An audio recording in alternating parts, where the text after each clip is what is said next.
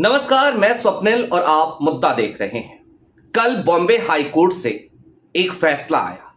फैसले के साथ एक टिप्पणी भी आई और उस टिप्पणी ने मोदी और शाह साहब की जो तानाशाही है उसकी हेकड़ी निकाल दी। जज साहब का नाम जस्टिस माधव जामदार, जस्टिस माधव जे जामदार। क्या था वो फैसला, क्या थी टिप्पणी और किस तरीके से उस पर सोशल मीडिया से लेकर जमीनी धरातल पर, चौक चौराहों पर चर्चाओं का बाजार गर्म है, आज जरा इसका विस्तृत विश्लेषण करना बेहद जरूरी हो चला है। जी हां, आज के दौर में, जिस दौर में हम रह रहे हैं, जहां पर सत्ता की आलोचना करना, सरकार की आलोचना करना उसे राष्ट्रद्रोह, देशद्रोह के तौर पर देखा जाने लगा हो, ऐसे में अगर कोई जज, ईमानदार जज, पूरी निष्ठा के साथ न्यायपालिका की कुर्सी पर बैठकर ये कहे कि मोदी और शाह के मुर्दाबाद के नारे लगाने मात्र से कोई दोषी नहीं हो जाता, तो इसे आप किस तरीके से लेंगे? जाहिर सी बात है, उस जज की आप तारीफ करेंगे और कहेंगे कि उसने नागरिकों के लोकतांत्रिक अधिकार की रक्षा की है। तो ऐसा ही किया है कल। और इसके बाद से तो राहुल गांधी के बेहद करीबी नेता हैं, राज्यसभा सांसद है पवन खेड़ा, उन्होंने भी इस नारे को बुलंद किया, मोदी गवर्नमेंट मुर्दाबाद। क्या था फैसला? कैसे एक ही दिन में दो ऐसे फैसले आए और दोनों से भारतीय जनता पार्टी को झटका लगा? एक एक करके जरा उन फैसलों को पहले समझते हैं और फिर हम सोशल मीडिया की एक दो प्रतिक्रियाएं वो भी देखेंगे, उन पर भी थोड़ी बहुत चर्चा करेंगे। लेकिन सबसे पहले आपके स्क्रीन पर बीबीसी की एक रिपोर्ट है। बॉम्बे हाई कोर्ट ने कहा, लोगों को भारत सरकार का गुलाम बनाया जा रहा है, विरोध करने पर केस दर्ज किए जा रहे हैं। बॉम्बे हाई कोर्ट के वही जज हैं, मैंने आपको बताया था, जस्टिस माधव जी जामदार।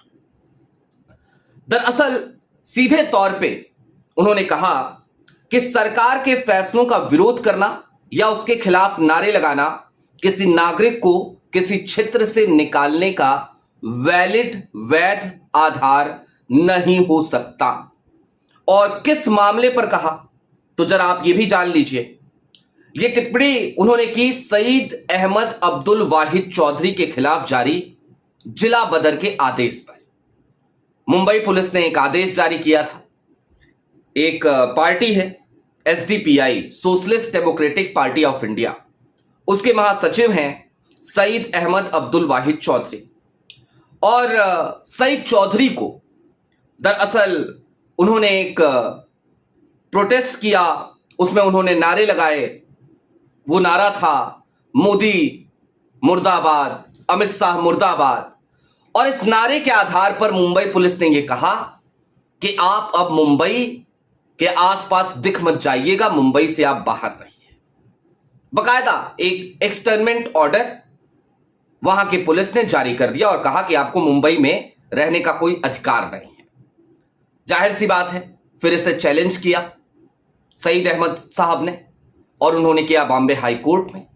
और बॉम्बे हाई कोर्ट में यह मामला लिस्ट हुआ जस्टिस माधव जे जामदार के पास। उन्होंने सीधे तौर पे कहा कि बीजेपी सरकार मुर्दाबाद, अमित शाह मुर्दाबाद, नरेंद्र मोदी मुर्दाबाद जैसे नारे कार्रवाई का आधार कैसे बन सकते हैं।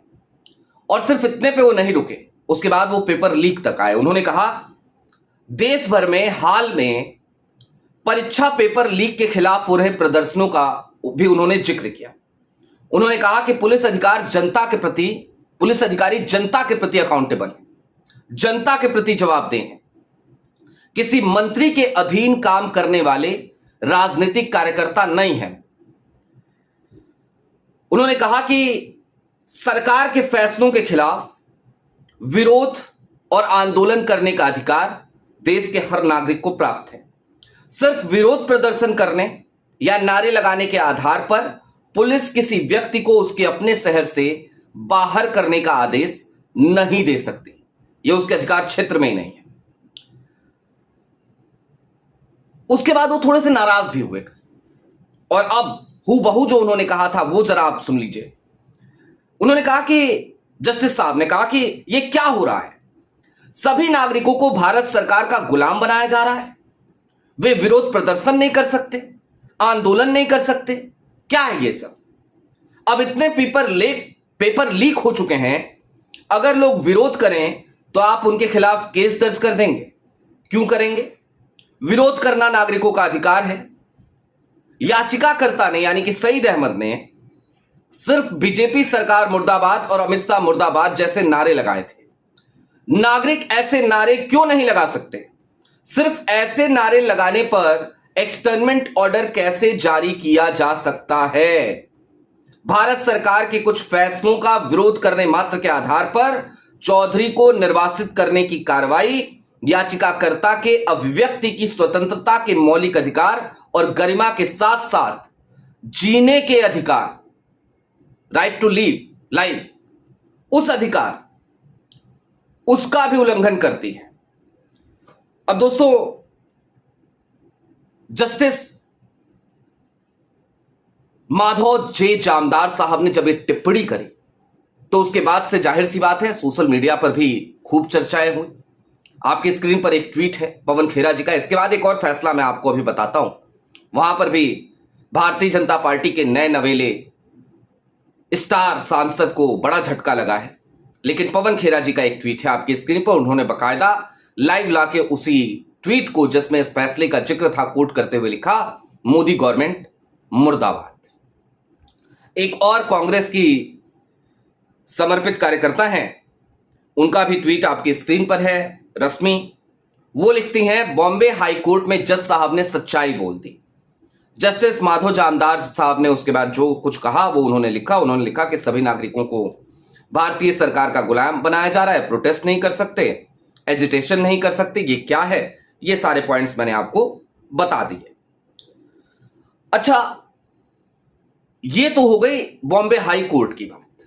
बॉम्बे हाई कोर्ट में बकायदा जो है जस्टिस माधव साहब ने तानाशाही की हेकड़ी निकाली, कुर्सी पर बैठकर यह बात कह दी कि भाई इस तरीके के नारों से आपको आहत होने की जरूरत नहीं है। लेकिन एक और शख्स हैं, अभी नए नवेले भाजपा सांसद हुए और सिर्फ अकेले नहीं गए, बहुत लोगों को लेकर के गए। आप समझ गए होंगे, कुछ लोग उन्हें प्राइम मिनिस्टर ऑफ इंस्टाग्राम कहते हैं और ये नाम उनको दिया एक बड़े मशहूर शिक्षक हैं अभिनय शर्मा। उन्होंने, मेरी अक्सर बात होती है, बड़े अच्छे इंसान हैं वो, तो वो प्राइम मिनिस्टर ऑफ इंस्टाग्राम जब वो भाजपा में शामिल हुए तो उसके बाद से अपने ऊपर हो रही टिप्पणियों से बड़ा परेशान थे। तो जब परेशान थे तो वो चले गए दिल्ली हाई कोर्ट, और दिल्ली हाई कोर्ट ने कल उनको सीधे तौर पे कहा, आपकी स्क्रीन पर वो खबर है, ये तो आपको झेलना ही पड़ेगा। आपसे बीजेपी में गए राघव चड्ढा को हाई कोर्ट ने दिया बड़ा झटका।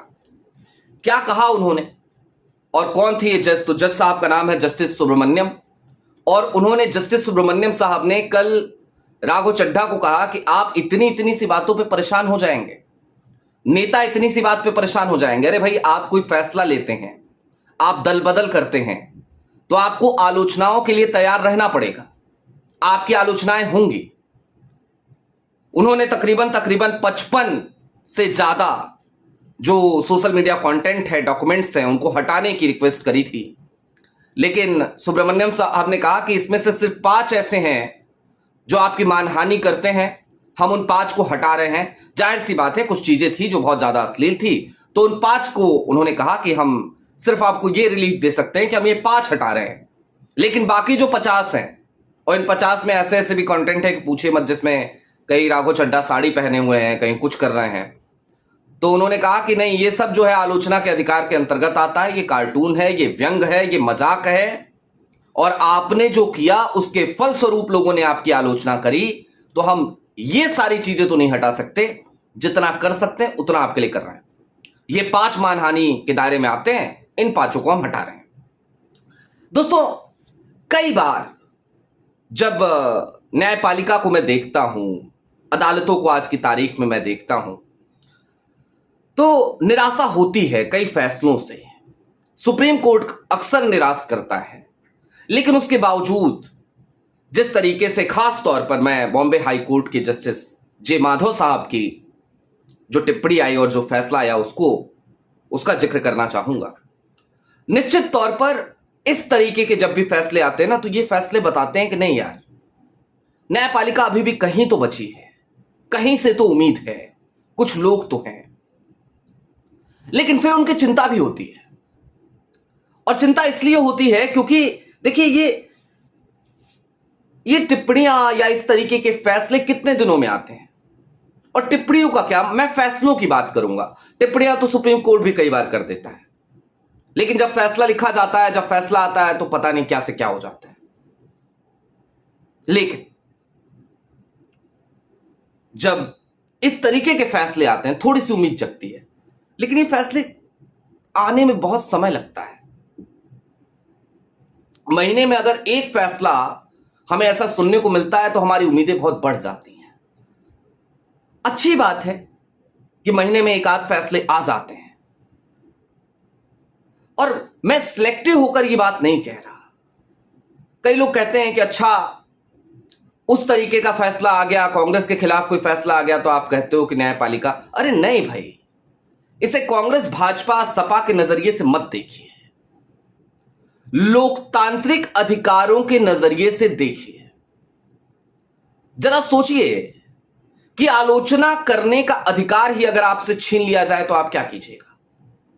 मसलन अलका लांबा ने भी कल, राष्ट्रीय महिला अध्यक्ष है वो कांग्रेस की, उन्होंने कल इसी फैसले को कोट करते हुए उन्होंने भी कल बताया कि उनका जो संगठन है, यानी कि जो महिला कांग्रेस है, जब उन्होंने वो कैंपेन चलाया बाकायदा, कॉम्प्रोमाइज पीएम और वो टी शर्ट, तो उसको लेकर के कई महिलाएं अभी तक केस झेल रही हैं। ये अलका लांबा ने बताया। क्या कर रही थी वो महिलाएं, वो कांग्रेस की तमाम कार्यकर्ता आलोचनाएं तो कर रही थी। तो आलोचना करने का अधिकार इस तरीके से छीना जाएगा, तो फिर इसे कैसे डिफेंड करेंगे आप, कैसे करेंगे डिफेंड। बहरहाल अभी के लिए दीजिए इजाजत। जे माधव जे जामदार साहब, माननीय जज, माननीय न्यायमूर्ति, उनको सलाम। और सुब्रमण्यम साहब, justice Subramanyam, Delhi high court, उनको भी धन्यवाद कि कम से कम इन दो लोगों ने वो बारीक लाइन बता दी कि भाई आलोचना किसे कहते हैं और राष्ट्रद्रोह क्या होता है। आज राहुल गांधी के उस भाषण की भी एनिवर्सरी है जब उन्होंने संसद में कहा था कि नरेंद्र मोदी पूरा हिंदू समाज नहीं है। इस पर भी थोड़ी देर में एक स्टोरी में करूंगा। बहुत शुक्रिया।